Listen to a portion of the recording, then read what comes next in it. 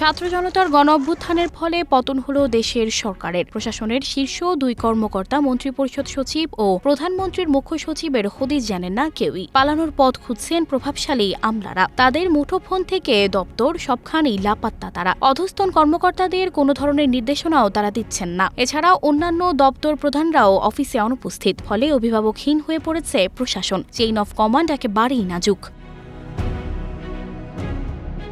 একাধিক কর্মকর্তারা জানান, ঊর্ধ্বতন কর্মকর্তাদের মধ্যে সবচেয়ে আতঙ্কে আছে সচিবরা। চরম নিরাপত্তাহীনতার মধ্যে আছেন তারা। এত বছর ধরে পদোন্নতি বঞ্চিতরা সামনে পেলে অপমান, অপদস্থ করবেন এমন ভয়ে চরমে তাদের। কেবল গুটি কয়েক সচিব গত মঙ্গলবার সচিবালয়ে অফিস করেছেন। যে কোনো মুহূর্তে সহিংস পরিস্থিতির কবলে পড়তে পারেন এমন আতঙ্কে সচিবালয় ছেড়ে বের হয়ে যাবার হিড়িক দেখা যায়। 12:30টার দিকে কর্মকর্তা সচিবরা সচিবালয় ত্যাগ করেন। এ সময় তাদের হুড়োহুড়ি করতে দেখা যায়।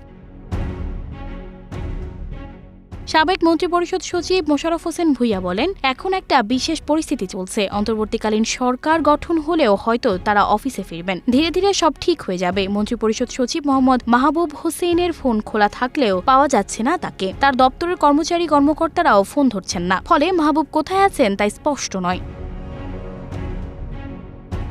প্রধানমন্ত্রীর মুখ্য সচিব তোফাজ্জল হোসেন মিয়ার ফোন নম্বর সচল পাওয়া গেছে। গত 2 দিন তাকে ফোন করা হলেও তিনি ফোন ধরেননি। তিনি আদৌ দেশে আছেন নাকি বিদেশে পালিয়ে গেছেন তা নিশ্চিত হওয়া যায়নি। জনপ্রশাসন মন্ত্রণালয়ের সিনিয়র সচিব মোহাম্মদ মেজবাউদ্দিন চৌধুরীও ফোন ধরছেন না। তিনি গতকাল অফিসও করেননি। অধীনস্থ কর্মকর্তাদের কোনো নির্দেশনাও তিনি দিচ্ছেন না বলে জানা গেছে। প্রধানমন্ত্রী কার্যালয়ের সচিব মোহাম্মদ সালাউদ্দিনের খোঁজও মিলছে না। তিনি কোথায় আছেন তাও জানা সম্ভব হয়নি।